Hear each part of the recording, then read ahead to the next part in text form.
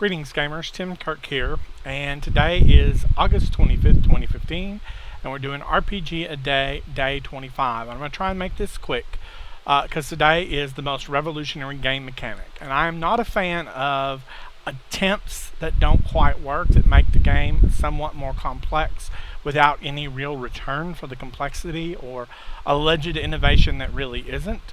I generally refer to those in most games as stupid dice tricks, which is generally where the people are making the dice do the work and don't quite click in being innovative. Now, revolutionary is really hard to hit, so I'm not saying that that's necessarily the fault of the designers, because they tried.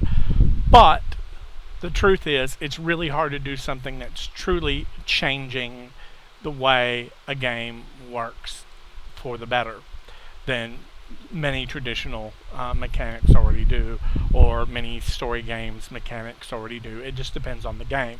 Now, in this case, I think the most innovative, the most revolutionary mechanic I've ever seen is Marvel Saga, or that is Marvel Superheroes Adventures game cards.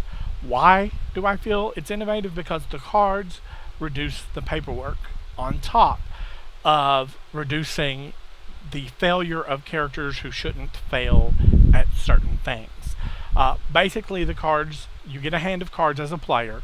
These cards provide a lot of information. They basically help you succeed or fail when you choose to, because due to the various mechanics in place, like edge and hand size, trumping, and the like, it allows you to get a choice of where you're putting your best effort and you're putting your least effort into play.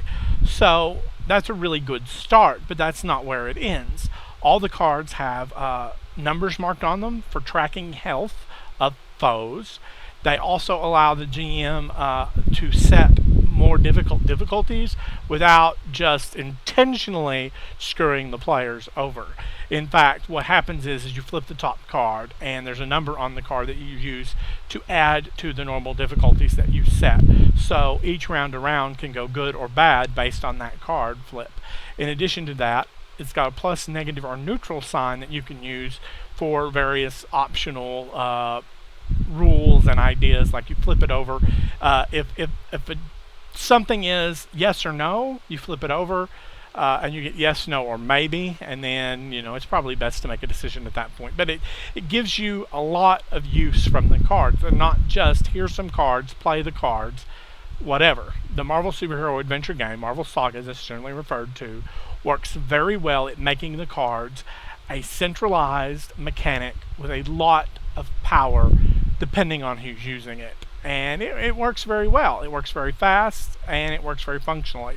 I'm going to go now because I don't want to blind you with this light. I'm going to stick my arm up here and try and reduce it. My dog is panicking already, and there's not clouds near enough to cause the kind of thunder she's afraid of. So I'm cutting it off here.